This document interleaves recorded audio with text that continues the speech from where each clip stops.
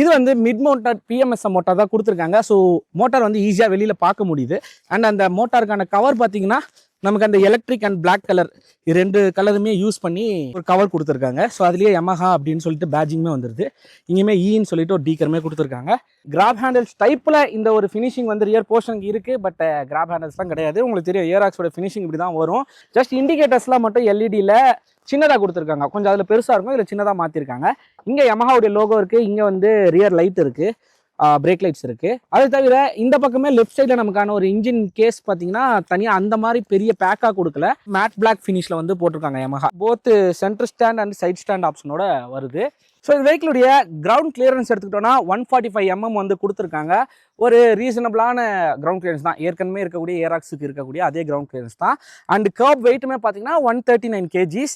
ஈஸியாக ஹேண்டிலும் பண்ண முடிஞ்சது ரைட் பண்ணும்போது. ரொம்ப வெயிட்டாலாம் ஒன்றும் தெரியல. நிற்கும் போது வேணால் மேபி லைட் வெயிட்டாக இருக்கலாம், பட் ட்ரைவ் பண்ணும்போது சுத்தமாக வெயிட்டு தெரியல. அண்ட் மெயினாக சீட் ஹைட் பார்ப்போம். 790 mm வந்து கொடுத்துருக்காங்க.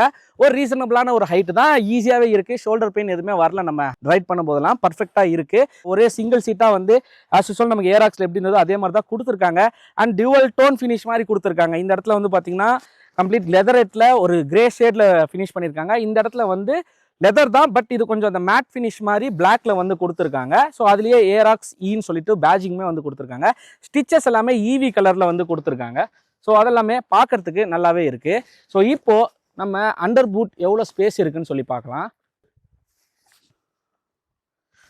ஸோ சீட்டை ஓப்பன் பண்ணோன்னா நமக்கு ஒரு ஹாஃப் ஃபேஸ் ஹெல்மெட் வைக்கிற அளவுக்கு இருக்குது. பட் அப்போ கூட அது வச்சா க்ளோஸ் பண்ண முடியுமான்ற டவுட் எனக்குள்ளே இருக்குது. ஏன்னா என்கிட்ட ஃபுல் ஃபேஸ் தான் இருக்குது. ஃபுல் ஃபேஸ் கம்பல்சரி இதுக்குள்ளே போகாது.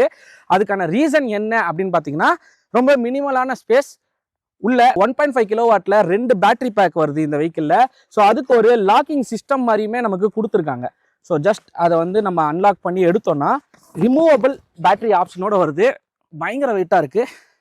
ஸோ 1.5 1.5ன்னு 3 kW பவர் வந்து நமக்கு கிடைக்கும்.